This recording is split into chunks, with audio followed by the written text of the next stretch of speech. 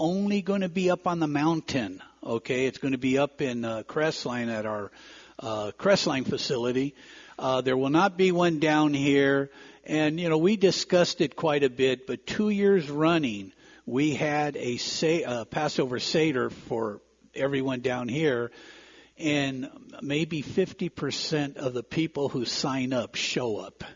So with that, we have all these empty tables. So they decided, people are doing it at home. In fact, we should be doing our Passover Seder at home. But if there's some of you that have never done it and would like to experience it, we will be doing it up in the mountain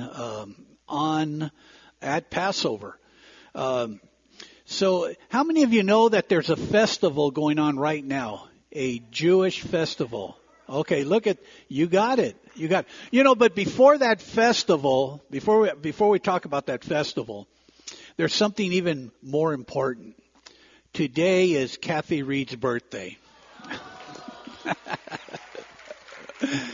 Kathy, we love you. Happy birthday. Now we'll get to the second best festival. No, it's Purim. Purim began Thursday night. It's a 2-day festival, so Thursday night, in fact, today is part of the festival. Saturday, it ends tonight. But that's what I'm going to talk about. I'm going to talk about so if you have your Bibles with you, if you want to open up to the book of Esther, go ahead. That's where we're going to spend some time today. But Shabbat Shalom, everyone. So today's message is, and I've heard it pronounced differently. I've heard it pronounced Purim. I've heard it Purim. And I think Devarim. So Purim, And we're going to, but if I say it one way or the other, I don't know. My mother said tomato, and, so they're both accepted. Purim is the plural form of the word pur. Okay, pur means lot. Thus, Purim means lots.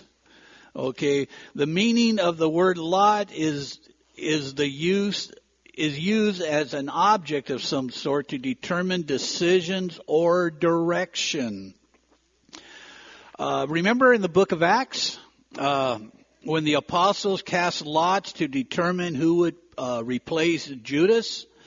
One way the apostles may have cast their lots was to write their name, maybe on a rock, Barsabbas and Matthias, on a, they could have put it on a rock, let's say. Then they would put it inside a bag, not a bag, they probably didn't have bags. Oh, they had probably cloth bags. So they put in a cloth bag and then they would, and somebody would put their hand in there and pull it out. But either way, Matthias won and he became the replacement for Judas. So, but today it's the truth of the Holy Spirit because, we're going to find out that right after this verse in Acts that talks about lots, we never hear about the word Purim again. There's no casting lots. The festival of Purim is called, it's called Purim because lots were cast by Haman. Okay, all right. Last week I had the children. And I read them the Esther story. And they were booing and and boo and yay the whole time through. And then they're not here today. So they had a good time with this. So the answer to the question, what is Purim, is it's a commemoration of Haman's defeat in his plot to massacre the Jews. We think about Purim today. Does it mean anything to us today? Look at Hamas and all these other terrorist organizations that are coming against God's people. And us being grafted in to the root. We are grafted into Israel. We are part of Israel. The holiday of Purim, or Festival of Purim, is celebrated every year on the 14th of the Hebrew month of Adar. And it occurs either in late winter or early spring. Purim began Thursday night, and it continues to today through Saturday. The Festival of Purim commemorates the deliverance of the Jewish people in the ancient Persian Empire from Haman's plot to destroy them and kill and annihilate all the Jews, young, old, men, women, children, and infants. And it was to be done in a single day. Does that sound like anything going on today? Yes, it does. The events described in the book of Esther take place during the Achaemenid Empire, also known as the Persian Empire. The Persian Empire was sometime between 450, 500 years or so before the Messiah Yeshua. The Persian Empire was huge and considered to be the largest in history by population, and not only population, also territory. According to the Guinness World Records, it's estimated that 44% of the world's population was being ruled during this Persian Empire, and whoever was sitting on the throne at that time. By territory, it stretched from what is present-day Pakistan to the east, and to all the way to Africa and down to Ethiopia on the west. That is a huge piece of territory. In fact, there was a road that would go all the way from Pakistan, all the way into Egypt, and then go down south, all the way down into Ethiopia. It was more than 1,600 miles long. And it was built again by King Darius, and the road was also built a few times because of wars that they would have. But later on, the Assyrian kings also, it's recorded in their annals of rebuilding this road. But in Esther 8:9, it says, "So the king's scribes were summoned at the time in the 3rd month, that is in the month of Sivan, on the 23rd day, and it was written in the accordance with everything that Mordecai commanded the Jews. The satraps, they're like the governors or the officials of the provinces, which extended from India to Cush, Cush being Ethiopia.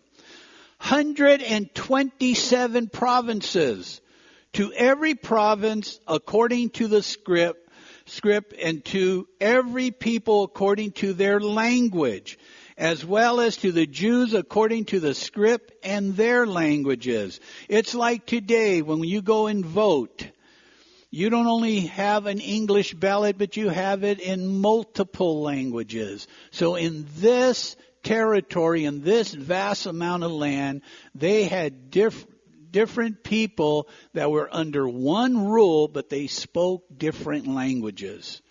The scripture tells you how large and vast this kingdom is. Esther 8:9 also speaks of the prophecy that was fulfilled.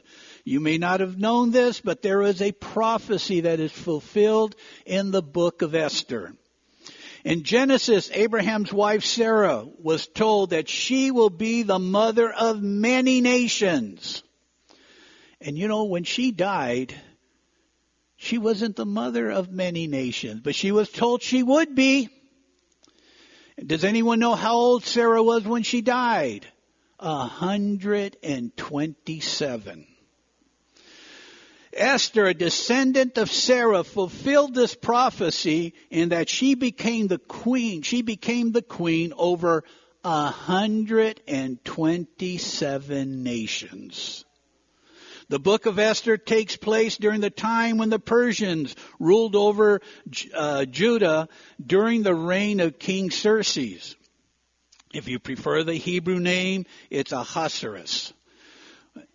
So, how? Oh. When Babylon took over Judah in 605 BC, many Jews were deported to Babylon. Okay. And that's why you guys need to get into our Torah studies. Because in the Torah studies, we cover a lot of different things. You get a lot of information. So if you can't make it up there, and I'll tell you one thing. I came down today, and there was black ice. It was, but I know the sun's out now, and it's going to be dried up. So tomorrow's Torah study, there shouldn't be a problem getting to and from. I went all the way to the church today to pick up some things. And, like I said, there was black ice. I have 4-wheel drive, so I was able to make it easily. Tomorrow, 2-wheel drive will make it all the way to the church. So when Cyrus the Great, the king of Media and Persia, conquered Babylon in 539 BC, the Jews became subjects of the Persian Empire. King Cyrus allowed the Jewish captives to return to his homeland, but many chose to remain in Babylon. Since Judah was ruined and isolated, it would be kind of like even now, I hear even now in Gaza, that there's a lot of people who live in Gaza, they don't want to go back. It's been destroyed, so they're thinking, I'd rather go to Egypt and let them. I'd rather go to Saudi Arabia, let them, because they don't want to return to Gaza because of all the destruction there. And if they leave, thing about Hamas, you cannot tell who is a member of Hamas, just by looking at a person. So if they all leave, well, then there's no more Hamas. Just Pastor Vince's perspective. Some Jews even went further east to where where this power is. They went to Susa, the capital of Persia. It's in this community of Persian Jews where the story of Esther takes place. I'm trying to give you a just quick idea of what's going on here. Although the Jews are far from their homeland, they remain true to their heritage, and it's just like today. There are more Jews outside of Israel than inside of Israel. The book of Esther is considered to be a literary court tale type of story. Court tales are set in royal court. Joseph and Daniel are also examples of court tales or stories. Court tales are often based on historical and or actual events. When it comes to the book of Esther, there is no mistake that the name of Esther is secular. Her Hebrew name is Hadassah.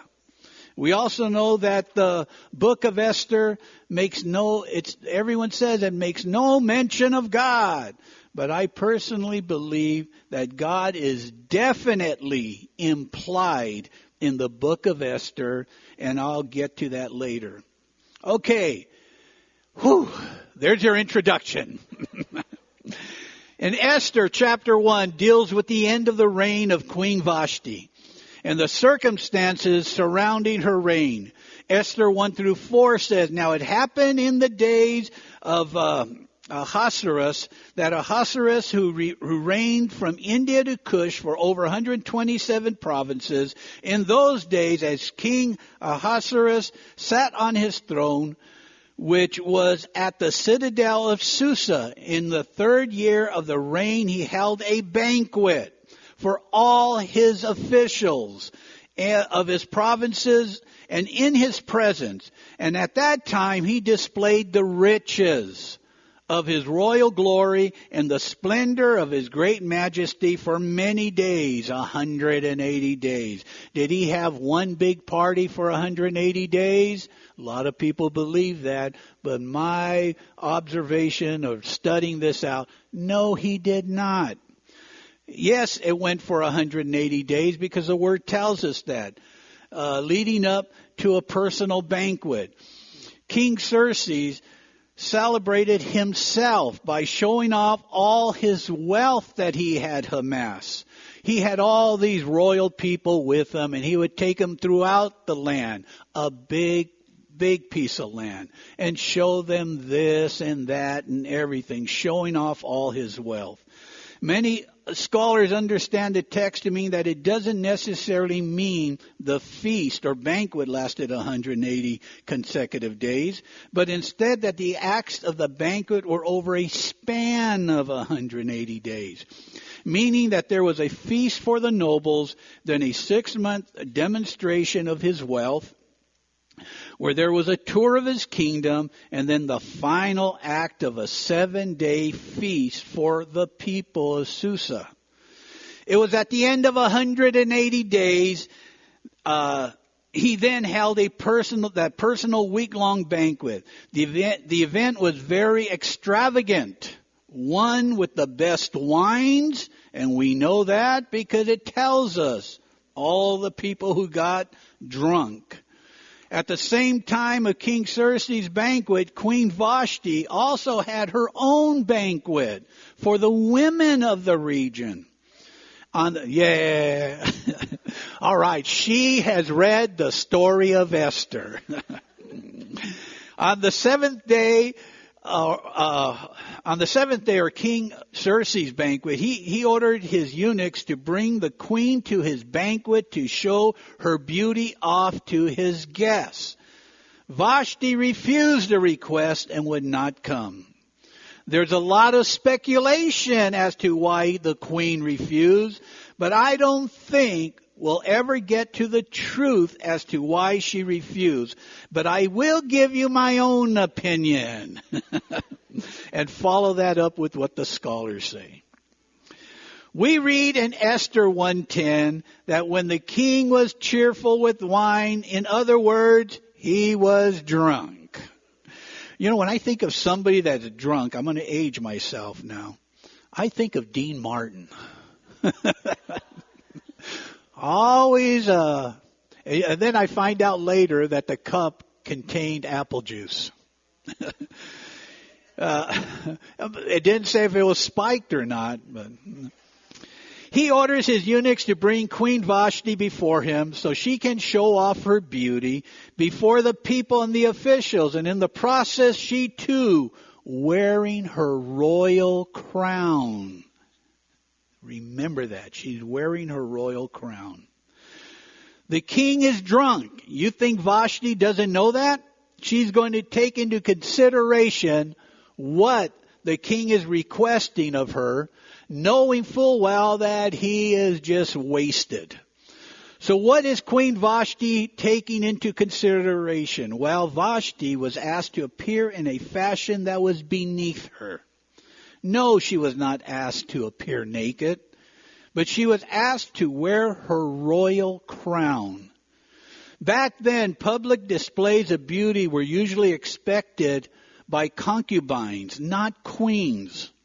To wear her royal crown would have let everyone know that she was the queen. It was a sign of her high status. To show off her beauty as a concubine was demeaning to her. And to add insult to injury, it would take away her status, demean her status. King Xerxes gets very angry when he learns of her refusal to appear before her. His friends told him, the word is going to spread around your whole kingdom that and she's not listening to you, and they're going to lose respect of the king. So they go on their way. They go on to say that women throughout the land would become disrespectful to their husbands based on how the queen is acting. So, out of anger, King Xerxes eventually issues an edict that would remove Queen Vashti from her throne. She was barred from ever being in the presence of the king again. This edict had even greater ramifications throughout the land. He decreed that every man would be the ruler of his household, and women were to follow the directions of their husband. Okay.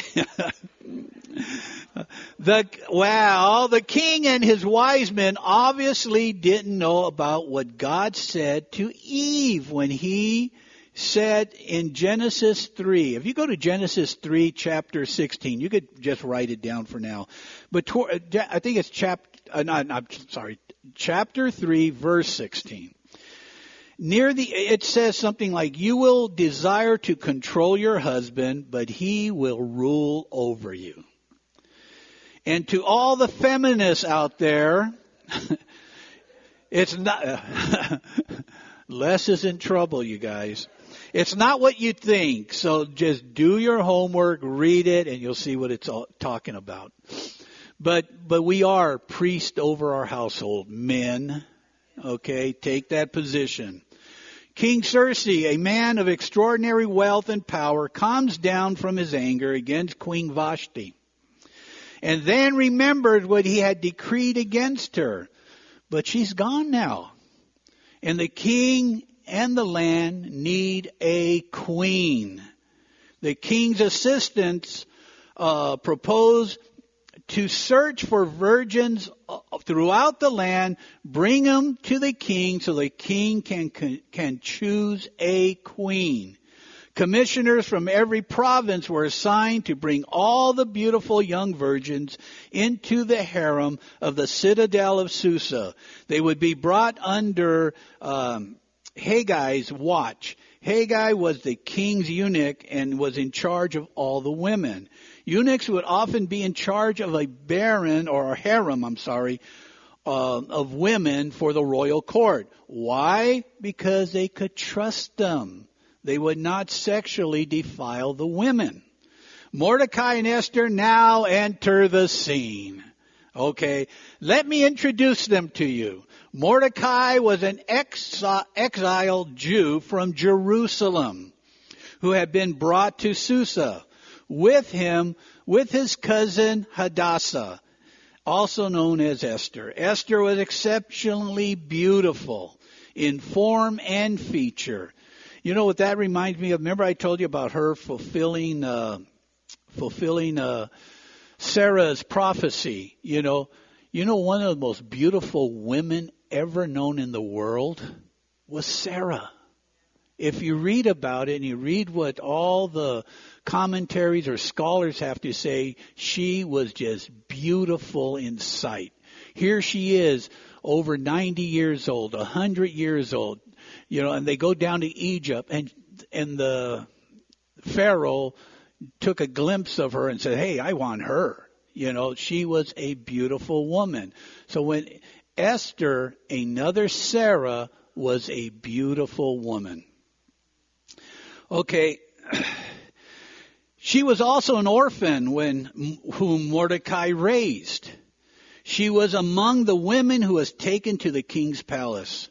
Esther was pleasing to the king, and she became the king's favorite. The king arranges to have Esther moved into a secluded place within the kingdom and was given 7 maids for her beauty treatments. I'm going to hit on this a little bit later, but these 7 maids that were given to her, none of them were Jewish. Esther had not revealed her nationality and family background because Mordecai had forbidden her to do so. And you find that in Esther chapter 2, verse 10. She would receive all-day treatments for 12 months. Oh my gosh, my wife would be in hog heaven. There's a resort down near where you guys live, Glen Ivy. Boy, she had the most remarkable time there. I hated it. I told her that's for women. Now men go there. Well, I think I counted 2 or 3. Yeah. But Okay, so 6 months for treatments with oil and everything, perfumes, cosmetics, you name it, for another 6 months. When the time came for Esther to go to the king, she asked for nothing other than what Haggai the eunuch suggested. She also won favor from everyone who saw her. The king was attracted to Esther and cherished her more than any other woman. Furthermore, he gave her a royal crown and made her queen. He also gave her a banquet. Oh man, you're going to love this banquet. On her behalf, for all the nobles and the officials, he proclaimed that holiday throughout the whole land. It is said that the holiday proclaimed for Esther meant that the king caused a rest to take place.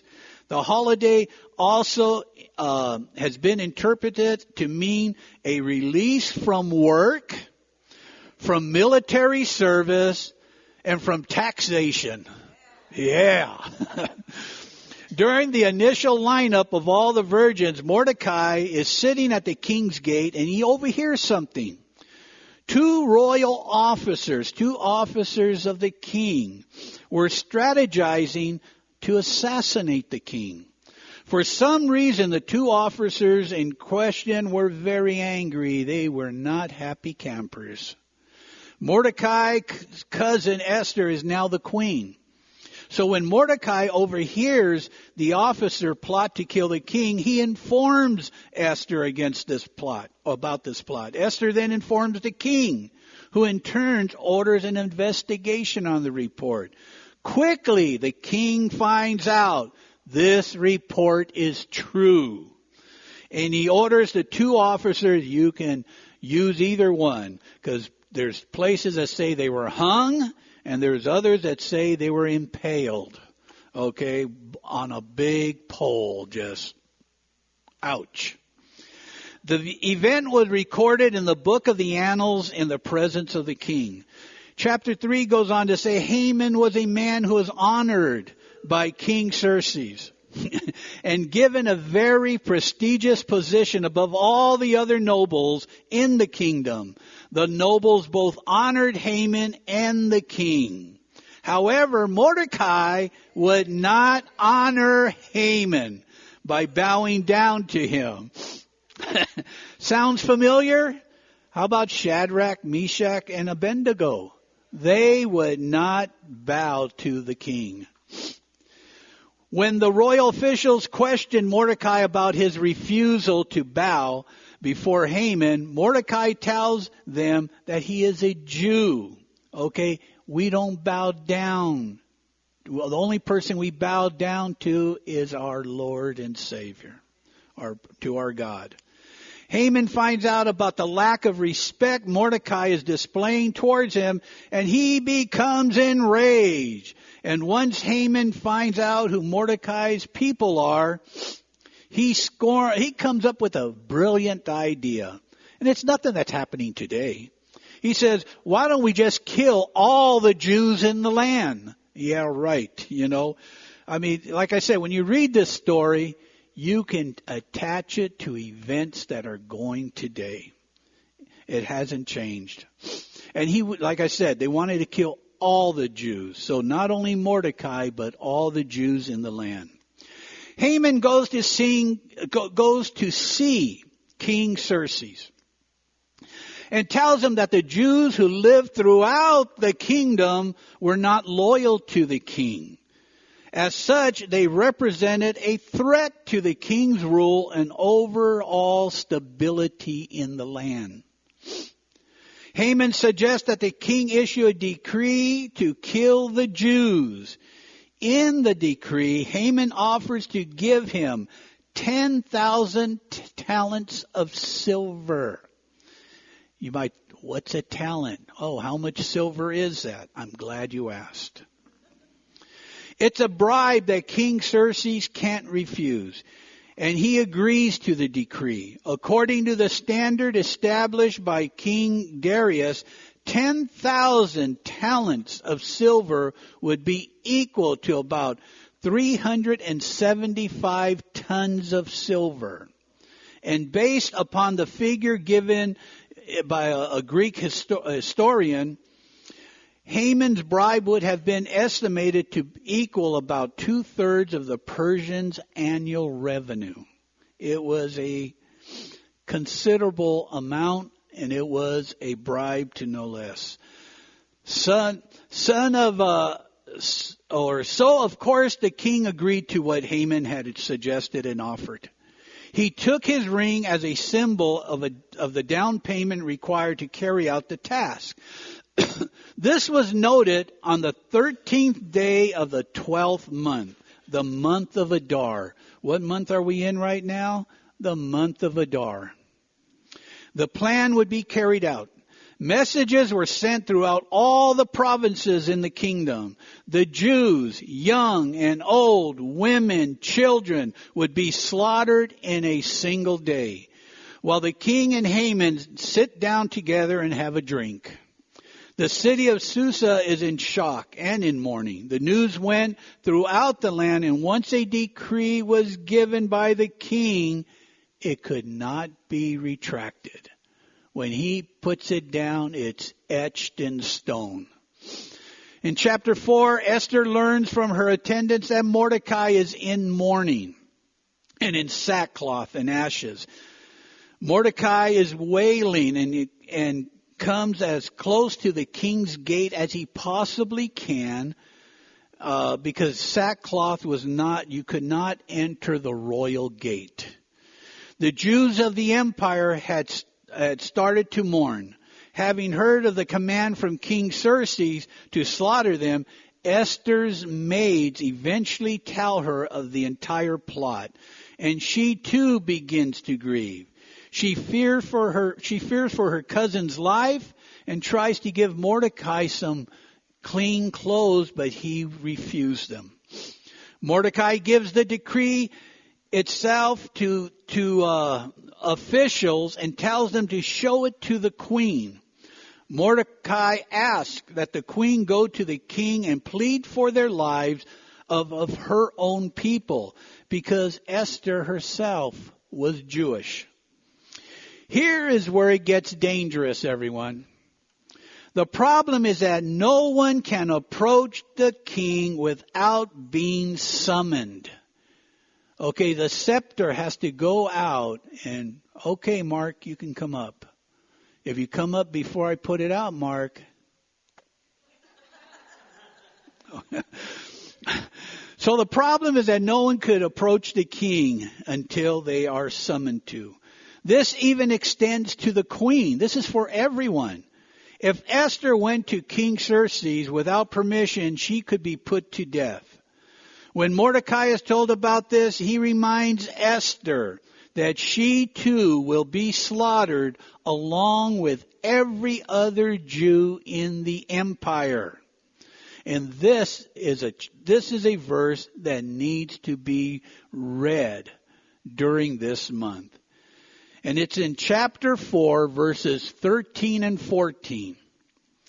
Then Mordecai told them to reply to Esther, "Do not imagine that you in the king's palace can escape any more than all the other Jews. For if you keep silent at this time, then rescue will arise from the Jews from other places. And you and your father's house will perish. And who knows whether you have not attained royalty for such a time as this." In response, Esther sends a message to Mordecai and tells them to bring all the Jews together and fast for 3 days. Do you remember I told you that all her attendants of Esther, none of them were Jewish? You know, there's some sites that I subscribe to, and I read what they have to say, and in the Hebrew, you can read between the lines. In fact, in Hebrew, they say even the spaces have meaning. Okay? It says that Esther and her attendants will also fast, and then she will go before the king. Chapter 5. Esther has been fasting along with her servant women for 3 days. And on the third day, she dresses herself in her royal robes and goes in to see the king. Obviously, she is at the risk of going before the king unsummoned. But at the sight of his wife, King Xerxes holds out his scepter to her, which means that he accepts her coming before him. He's actually delighted to see her. And he asks her what she wants and tells her that he will give her half the kingdom if she wants it. Esther tells the king that all she wants is for Haman and for him to come to a banquet that she has prepared for them. And the king agrees. And then while at the banquet, the king asks her what she really wants. He knew, how many of you guys know your wife so well? What is it you're really asking me? So this is what the king is saying to Esther. He is prepared to give her just about anything at her request. Esther's only asked the king and Haman to come to another banquet she will prepare the next day. Haman is apparently happy and in high spirits at this. And at the end of the banquet, he returns home to his wife and friends. Although he is enraged to see Mordecai at the gate of the king and his refusal to bow down to him, he restrains himself and he goes home. Once home, Haman tells his whole household that both the king and queen have favored him above all the other servants. Still, he is angry that he still has to see Mordecai at the king's gate. Haman's wife suggests to him that he built gallows for Mordecai so he can hang him there. Haman does as she suggested. Do you recall when I mentioned earlier about Mordecai overhearing the two officers plotting to kill the king? And the whole thing was recorded in the book of Annals, while in the presence of the king. While King Xerxes couldn't sleep one night, he ordered the book to be brought into him, and he read it. Hearing and remembering what had been read to him, the king asked his attendants, "Hey, what honor and recognition did we give Mordecai? Because he saved my life." His attendants responded that nothing was done for him. So the king says, "Well, who is out in the court? Is there any of my servants out in the court?" And they tell him, "Yes, Haman is." Haman had entered the outer court of the palace because he wanted to speak with the king. Haman is preparing to hang Mordecai, who refused to show him respect for bowing to him. On top of this insult, Mordecai is a Jew, and Haman hates Mordecai's people. Haman hates the Jews. When the king learns that Haman is in the court, he summons him. Hey, Haman, come on over here. When Haman arrives, King Xerxes asks him, "How should I honor the man who has pleased me and has saved my life?" Well, Haman is under the assumption that the king is speaking to him, and he wants to honor him. So he suggests that the king honor the man greatly by dressing him in a beautiful robe and having him ride on a horse throughout the city streets. Upon hearing what Haman suggested, King Xerxes ordered that this be done to Mordecai. Whoa. Haman is disgusted at what he hears, but obeys and dresses Mordecai in a magnificent robe and leads him on horseback throughout the streets while proclaiming, "This is what is done for the man who the king delights in to honor."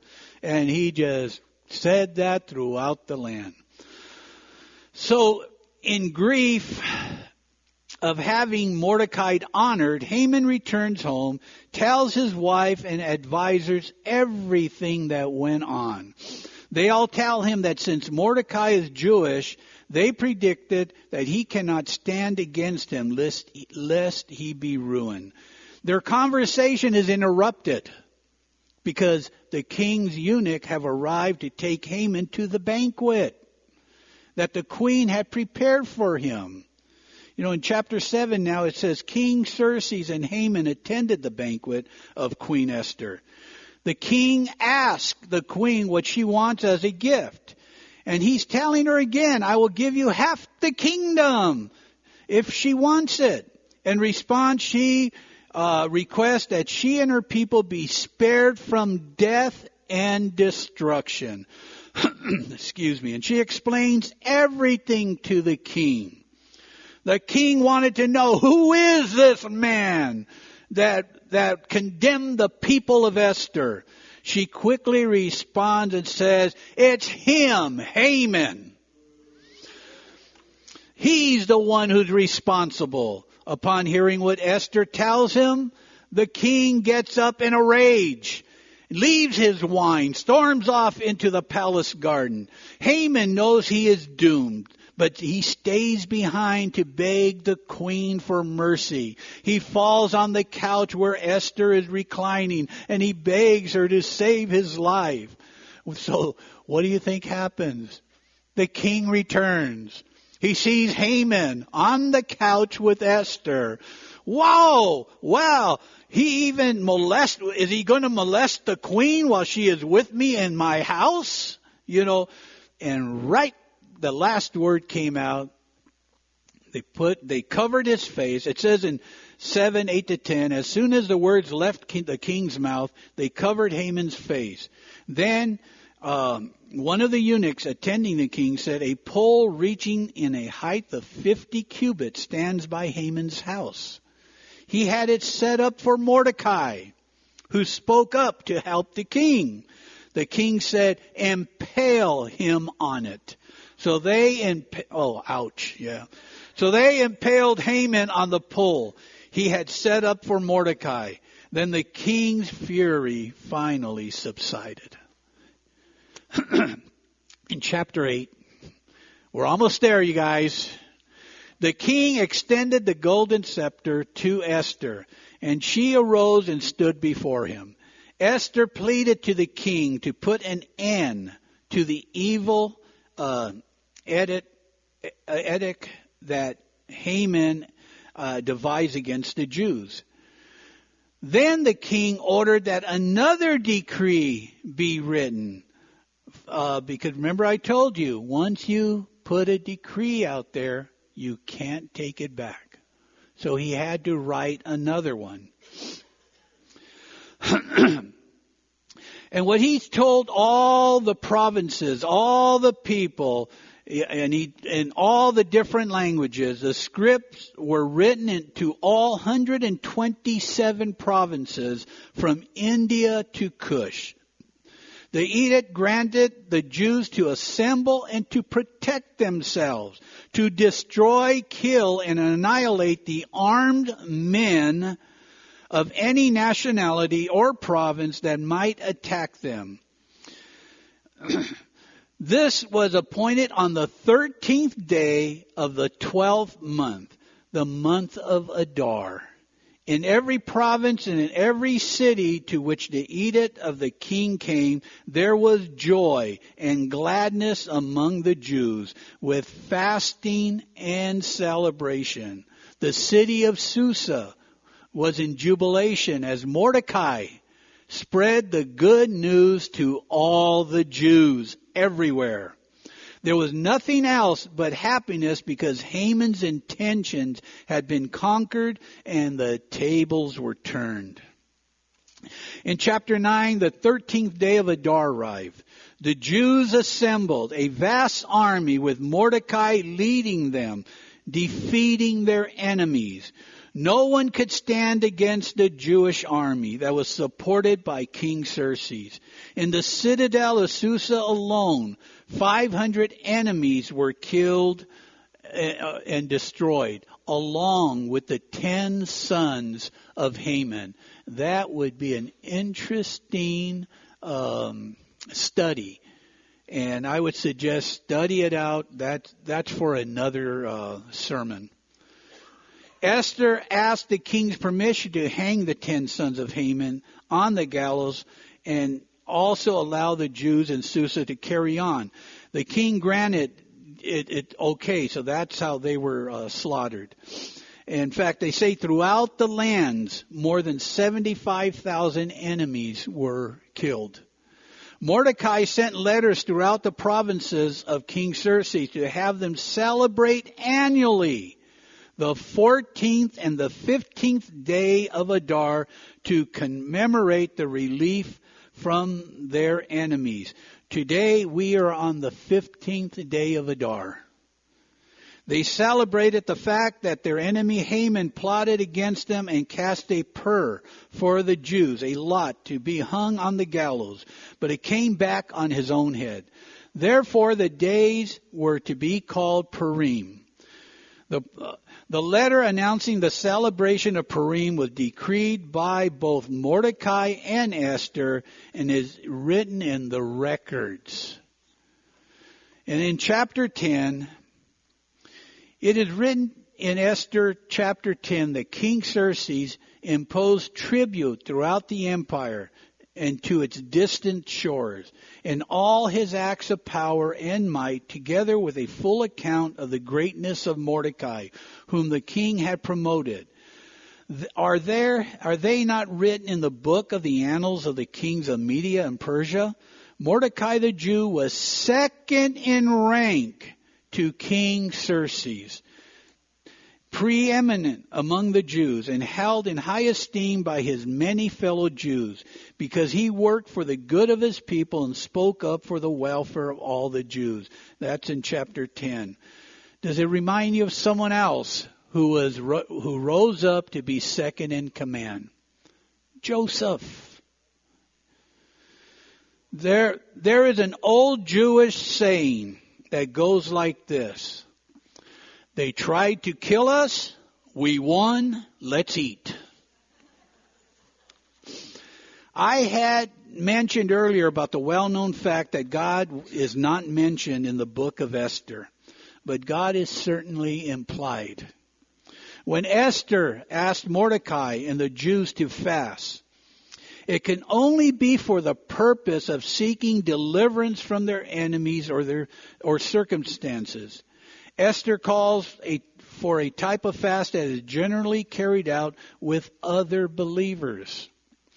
In 2 Chronicles, chapter 20, verse 3 and 4, alarmed Jehoshaphat resolved to inquire of the Lord, and he proclaimed a fast for all Judah. The people of Judah came together to seek help from the Lord. Indeed, they came from every town in Judah to seek him. That is what Esther did. That also tells me that if they were seeking the help of the Lord, they must have fasted and prayed before God. Also, Mordecai says to Esther in chapter 4, who knows but that you may have come to your royal position for such a time as this? In his rhetorical question, Mordecai alludes to a divine sovereignty without calling it such. The principle is that God places people in particular places at particular times to accomplish his purpose and plan. God assigns divine appointments. On another occasion, Mordecai mentions that he won't bow down to Haman because he is a Jew. That was in chapter 3. The Jews are God's chosen people. And it is written, worship the Lord your God and serve him only. Deuteronomy 6:13. You know, the book of Esther may not directly mention God, yet it clearly reveals that God is at work. Amen? That's my message for today. If you get the opportunity, go home and read the book of Esther. It's something that we can apply to our lives today. It's something that you will see is really going on in the world today. And it's unfortunate that America hasn't escaped this, because even on our college campuses, you have students that are hollering, death to the Jews, which is, and I remember a while back when they said, was it from the river to the sea? And they said, well, what river and what sea are they talking about? Oh, I won't, they had no clue. So, the book of Esther is a wonderful book. It's written at every synagogue in Israel, as well as synagogues out here in the U.S. and Messianic congregations. Like I said, this is the time of the year that you should read Esther. Go home and read the book. But if everybody can please stand for the blessing. If I could